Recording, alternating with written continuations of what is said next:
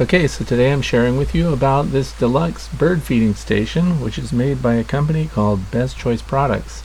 I have 5 of these. I have them all over my yard for different purposes. This one, for example, is being used for my Japanese beetle traps. And I put it right by the woods. I like this better than the old flag stands I used to use because it gets them nice and high and I get more beetles. I'm giving you a close-up because this has been in service here for a couple of weeks now. And you can see that it's already rusting a little bit, which I don't see as a problem, but something that I thought, since I'm reviewing it, maybe you'd like to know about. These are just nuts that are tack welded onto carbon steel here. It is magnetic. These are the little push releases that allow you to slide the tubes together, and even that's showing a little bit of rust there, so just be prepared. There are 4 spikes that go into the ground, the central spike, which is part of the central column, and then 3 outlying spikes. And it's really stable. You can see that it's nice and windy out here, and this feeder is standing strong, nice and firm. I have 2 hummingbird feeders hanging there, and then 1 wasp trap. Now they also have a screen feeder and a water trigger here, which could be kind of a bird bath, but I think it's kind of small for that. Also, it's very slippery, so I don't think birds are going to be bathing in it, but you can put liquids out. Again, I'm giving you a close-up here showing that these threads have already begun to rust. You may want to put wax or WD-40 or something like that on the threads when you put this together. Everything's completely adjustable. Slide them up or down. I also tested the screen basket here and poured some wild bird seed in it because that's nice and small. I wanted to see if it would go through the screen, but it didn't. It holds it nice, so if you like to put out bird seed in it and open feed, it works. Now we've got a storm coming in here, so I better get on with my review and show you how this stuff all goes together. This is the box that it came in. 7.5 pounds, not bad at all. Nice, small, manageable box. One person can put this together, and you do not need any tools at all. Really basic instruction pamphlet that comes with it. Everything was nicely wrapped. These are the parts, and we'll go over them one by one here, and I'll show you how we got it together.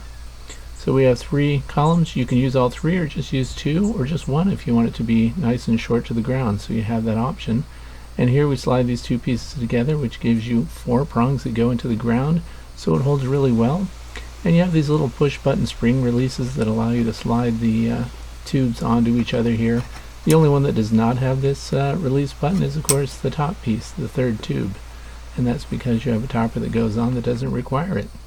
So here we have the 2 feeders. One has the screen, of course, you put anything in that, bread, whatever. The other one is waterproof because it is a little clear bowl that goes on there.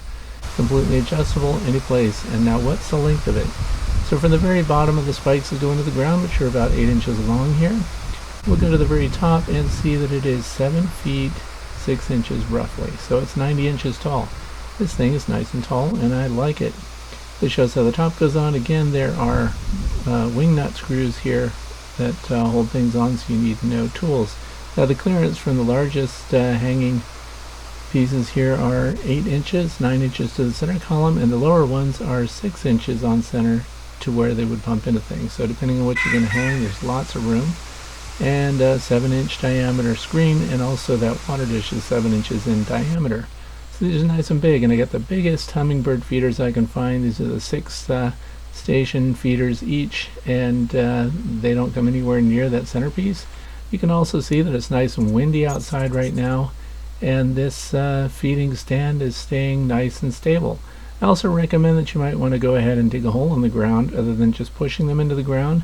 If you really want it to be stable, dig it in and backfill it there and put some gravel on it.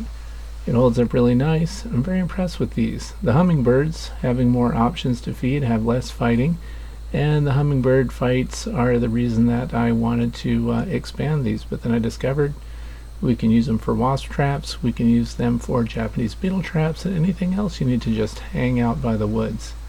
And very pleased with it, definitely recommend it. I bought these from Amazon. Thanks for watching. If you want to find the link, look down in the video description. Thanks, and enjoy feeding birds.